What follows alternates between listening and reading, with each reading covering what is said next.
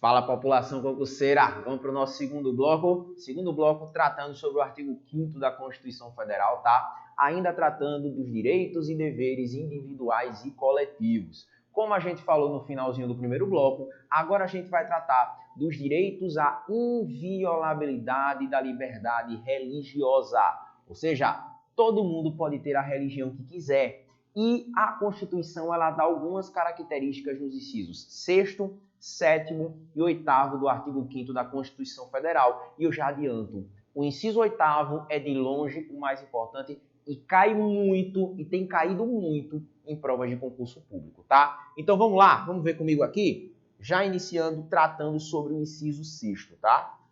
Olha aí, o inciso 6º diz: é inviolável a liberdade de consciência e de crença, sendo assegurado o livre exercício dos cultos religiosos e garantida na forma da lei a proteção aos locais de culto e às suas liturgias. Volta para cá, que aqui é um negócio legal que eu quero falar com vocês. Olha só. Aqui a gente está tratando diretamente da inviolabilidade religiosa. Isso aqui é direto, tá? A Constituição deixa claro, é inviolável a liberdade de consciência e de crença. Então, é inviolável. O Estado, ele não pode se meter, nem te obrigar, nem te proibir de ter a sua religião. Tanto que ele continua dizendo assim, ó, é assegurado o livre exercício dos cultos religiosos. Isso daí, gente, é um aspecto da inviolabilidade religiosa. Um aspecto. Por que um aspecto, professor? A esse aspecto a gente dá o nome de aspecto negativo. Deixa eu anotar isso aqui, que isso aqui vai ser importante para você. Olha aí. Tá vendo esse livre exercício aí? A isso aí a gente dá o nome, ó,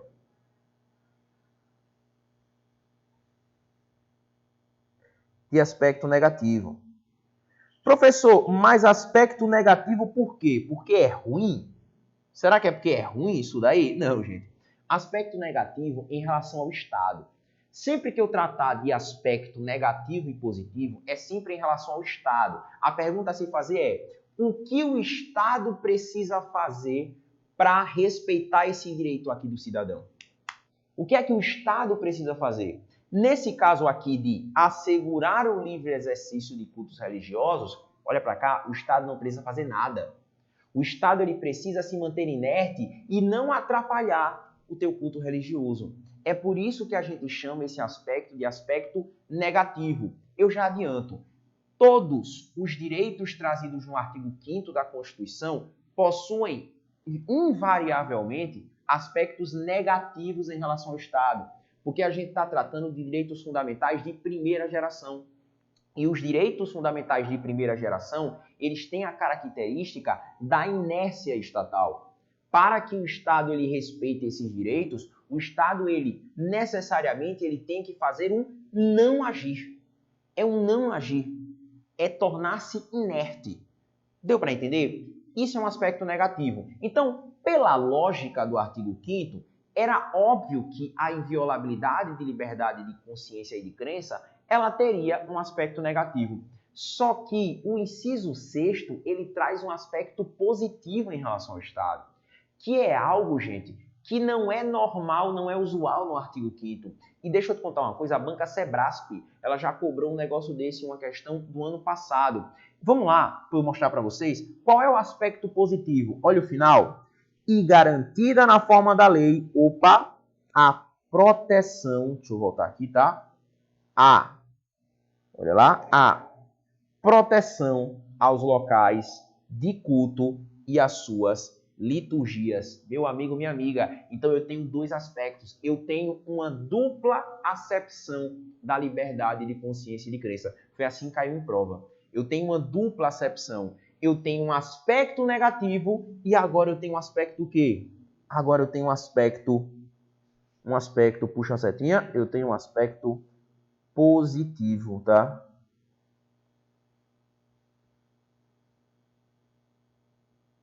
Um aspecto positivo. Lembra sempre esse aspecto negativo e esse aspecto positivo que eu estou tratando é em relação à atuação estatal diante desse direito. Então, nesse caso aqui, o Estado ele tem que fazer duas coisas. A primeira, deixar que os cultos religiosos, ou seja, garantir o exercício dos cultos religiosos e suas liturgias, essa é a primeira coisa. E a segunda, proteger esses locais. E olha para cá, para o Estado ele proteger esses locais de culto e suas liturgias, ele necessariamente precisa agir. Não tem como ter uma proteção sem uma atuação do Estado. E quem é que tem que atuar? Os órgãos de segurança pública estatal.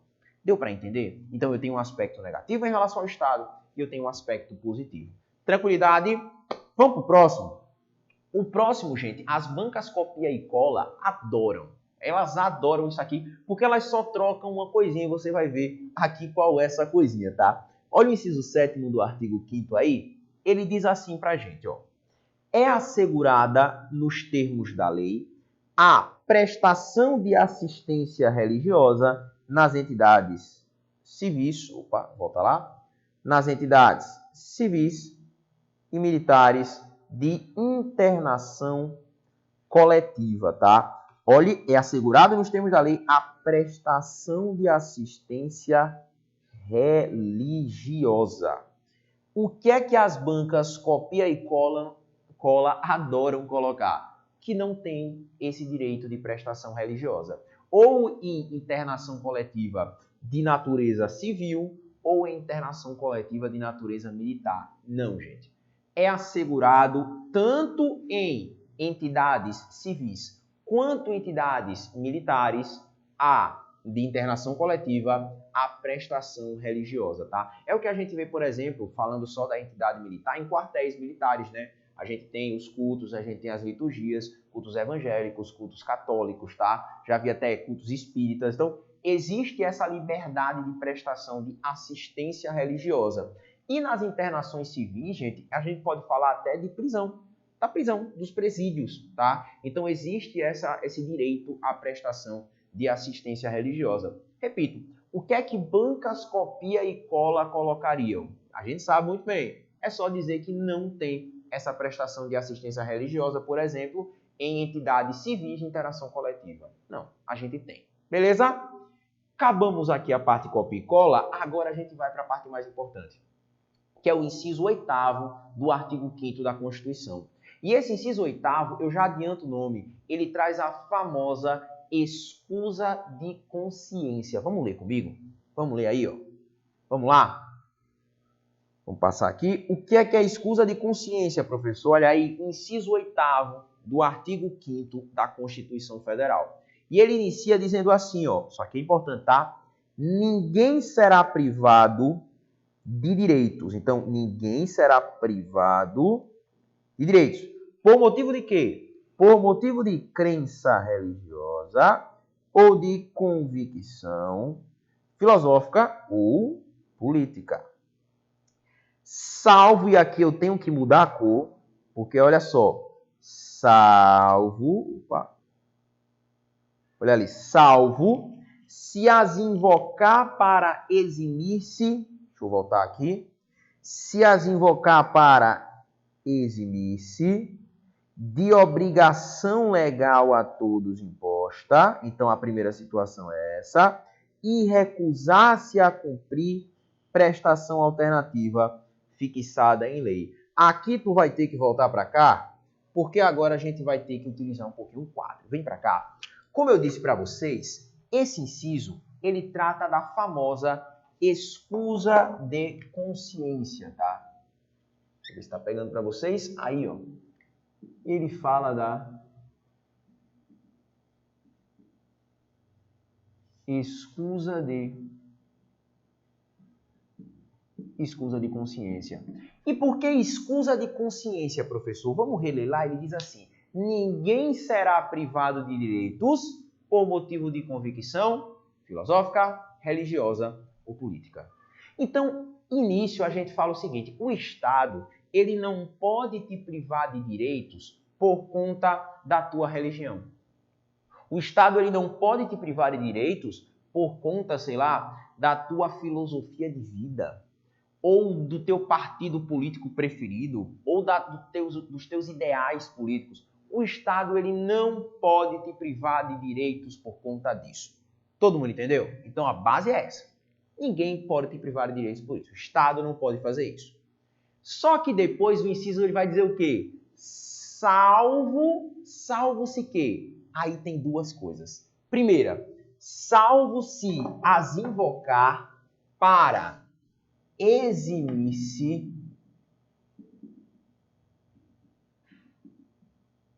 de cumprir obrigação legal a todos imposta. Então, o primeiro ponto que ele fala é o seguinte, tá dando para ver certinho aí, né? Primeiro ponto que ele fala é o seguinte: você não pode se eximir de cumprir uma obrigação legal a todos imposta. Só que, de início, o Estado ele já não pode te privar de direitos. Porque a Constituição, no inciso 8º do artigo 5º, ela dá duas condições.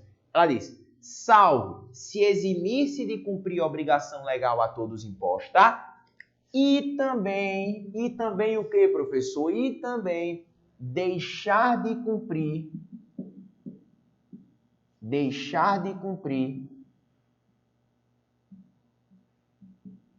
a prestação alternativa.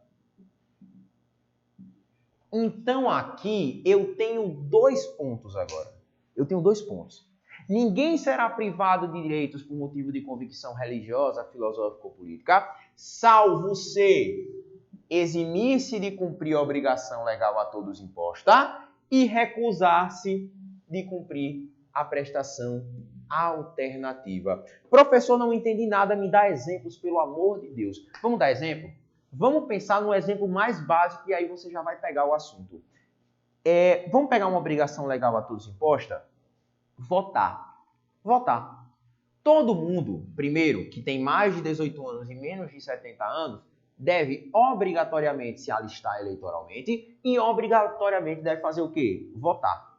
Então todo mundo tem que fazer isso. Só que vamos lá. Digamos que eu tenha uma filosofia de vida. Eu nem estou tratando de política e de religião, eu faço filosofia de vida aqui. Eu tenho uma filosofia de vida que eu acho que votar é desnecessário. A minha filosofia de vida diz, não vai votar. Votar não adianta nada. Isso é minha filosofia de vida. Aí eu pego e não vou votar. Quando eu deixo de votar, eu me eximo de cumprir uma obrigação legal a todos imposta. Eu deixo de cumprir essa obrigação legal. Então, vamos lá. O primeiro ponto já aconteceu. Agora, a pergunta que eu faço. Nesse caso aqui, deixei de cumprir a obrigação legal a todos imposta. O Estado, ele já pode me privar de direitos? Olha o dedinho, ó. Não. Por quê? Ele só pode me privar de direitos se eu também deixar de cumprir a prestação alternativa. E o que é uma prestação alternativa, professor? Vamos voltar para o meu exemplo do voto? Beleza, eu não fui votar. O que é que eu tenho que fazer? Vocês sabem, né? Pagar uma multa. Isso é a prestação alternativa. É a multa. Eu tenho que pagar uma multa. Agora, digamos que eu sou desgraçado. Eu pensei, bicho, eu não quero nem votar e também não vou pagar multa nenhuma. Eu não quero fazer nada. Simples assim. Eu não quero votar, eu não quero pagar multa, eu não quero fazer nada. E aí, o que é que vai acontecer comigo? E aí, vocês sabem? Puxa a setinha para baixo, ó. Eu serei o quê? Eu serei privado de direitos. Por que eu serei privado de direitos, professor? Vamos voltar lá para o inciso? Ninguém será privado de direitos, salvo... Deu para entender? Ninguém será privado de direitos, por motivo de convicção religiosa, filosófica, política, salvo, ou seja, se acontecer uma dessas duas coisas, eu serei privado de direitos. E você pode estar pensando, professor, que direitos são esses que eu vou ser privado? Artigo 15 da Constituição Federal. O que é que o artigo 15 diz? Que se acontecer essas duas coisas aqui, o que é que vai acontecer? Eu terei privação dos direitos políticos. Então, os meus direitos políticos, eles serão privados. E aí, professor, é perda ou suspensão? Aí tem que tomar cuidado, porque vai de banca em banca. Mas segura que quando chegar na parte de direitos políticos, a gente vai tratar muito sobre isso. Tranquilo? Por enquanto, saibam sobre isso, tá? A famosa escusa de consciência é: ninguém será privado de direitos por motivo de convicção religiosa, filosófica ou política, salvo se eximir-se de cumprir a obrigação legal a todos imposta, mas deixar de cumprir a prestação alternativa. Se eu fizer as duas coisas, eu serei privado de direitos. E que direitos são esses? Direitos políticos. Belezinha? Fechou? Vamos seguir? Que agora a gente tem outro inciso que meu amigo, minha amiga, tá caindo muito em provas de concurso público. Mas muito, tá? E qual é esse inciso, professor? Chega pra cá, ó. Qual é esse inciso, professor? É o inciso 11. É o inciso 11. E eu já vou anotar aqui qual é o nome desse inciso. É a famosa, ó, inviolabilidade. Inviolabilidade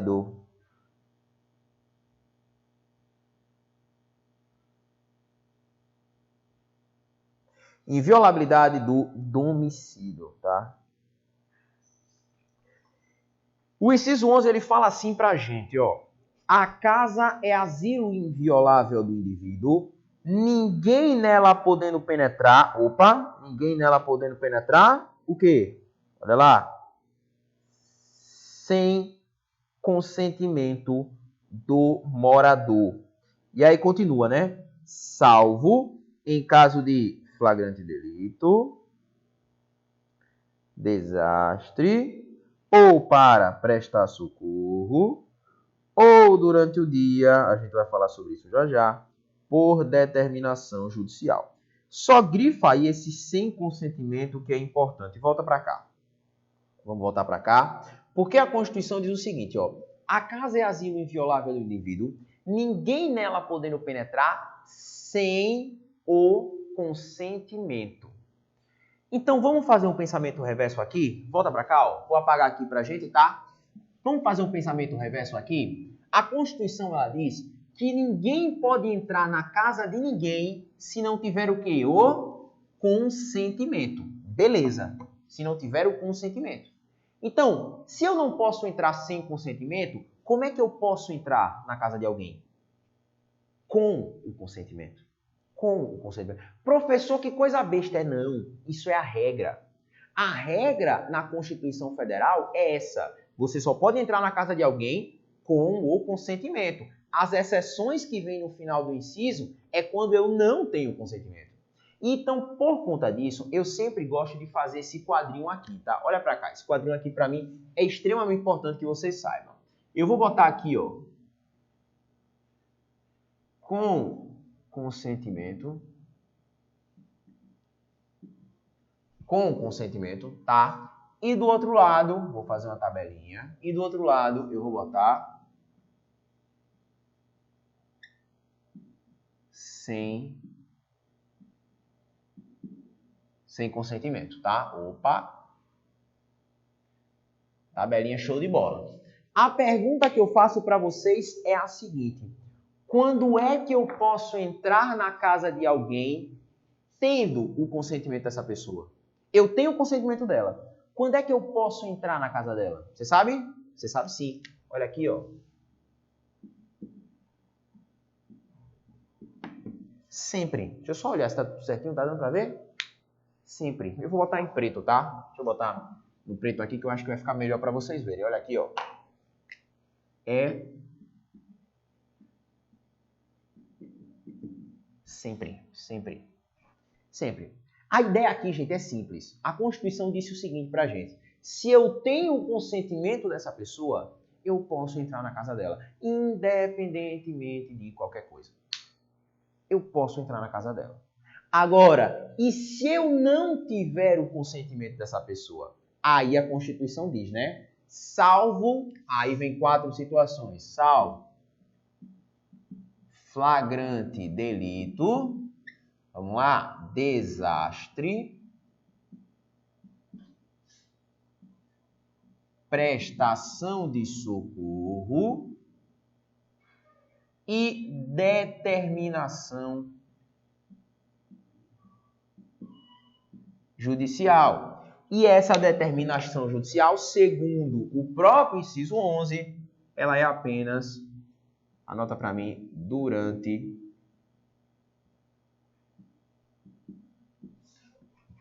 o quê, professor? Durante o dia. Durante o dia, tá? Vamos falar sobre cada uma delas, tá? Então, lembrando, e eu bato muito nessa tecla que você tem que sair daqui sabendo isso. Lembra, pelo amor de Deus. A gente está falando quando é que eu posso entrar na casa de alguém sem o consentimento dela. Porque com o consentimento, eu posso entrar a hora que eu quiser. Se eu quiser entrar de madrugada na casa de alguém, eu entro, tá? Agora, sem consentimento, 4 situações. Flagrante delito. O que é o flagrante delito? Está acontecendo, está na iminência de acontecer ou acabou de acontecer um delito. Acabou de acontecer um crime, uma infração penal. Então, neste caso, eu posso adentrar na residência de alguém sem consentimento, tá? Segura que eu vou detalhar ainda um pouquinho o caso do flagrante delito, mas volta. Desastre. Está ocorrendo um desastre lá dentro. Eu posso entrar na casa de alguém sem consentimento. Prestação de socorro também. Eu sempre dou o exemplo besta. Está morrendo alguém lá dentro. Eu sei como socorrer. Eu vou pular a janela e eu entro lá. Ah, mas eu tenho que pedir o consentimento da pessoa? Não, meu amigo. A pessoa está morrendo lá dentro. Prestação de socorro, você pode entrar sem problema nenhum, tá? E a determinação judicial? Toma cuidado, pelo amor de Deus. Determinação judicial apenas durante o dia. Apenas durante o dia. Eu só posso entrar na casa, você que será policial militar, você que será órgão de segurança pública, você só pode entrar na casa de alguém com a determinação judicial apenas e somente apenas durante o dia. Você não pode entrar com determinação judicial durante a noite. E aqui eu sei o que é que está na tua cabeça. Eu tenho certeza da tua dúvida. Professor, e o que é durante o dia? Né? Nessa dúvida? Vamos lá. Neste momento que eu estou gravando essa aula, ainda há uma enorme polêmica. Por quê? Até 2019, a ideia e o que se entendia, né? O que se utilizava principalmente nas decisões dos tribunais superiores era o critério cronológico. E o que era o critério cronológico? Dia era das 6 horas da manhã até as 18 horas. Então, das 6 às 18. Isso era dia. Qualquer entrada, qualquer invasão a um domicílio sem o consentimento com determinação judicial que fosse fora desse horário, isso era considerado uma entrada ilegal. Qual é o grande problema? Em 2019, veio a Lei de Abuso de Autoridade, foi promulgada e está em vigor a Lei de Abuso de Autoridade. E a Lei de Abuso de Autoridade, lá no seu artigo 22, mais especificamente no parágrafo 1º, ela fala que é crime o policial adentrar na residência com o mandado judicial das 21 horas de um dia até as 5 horas da manhã do outro dia. Então, essa lei de abuso de autoridade, ela tipificou um crime, uma conduta. Qual era a conduta? Do policial adentrar em uma residência com o mandado judicial das 21 horas até as 5 horas da manhã do outro dia. Muitos doutrinadores entenderam que a partir de agora, o inciso 11 aqui, a parte do durante o dia, estava regulamentada. Eu, particularmente, não sou desses professores que entenderam assim, mas até o momento, a doutrina majoritária entende. Então, seria das 21 até as 5 horas da manhã, e seria à noite. Então, das 5 horas da manhã às 21 seria dia.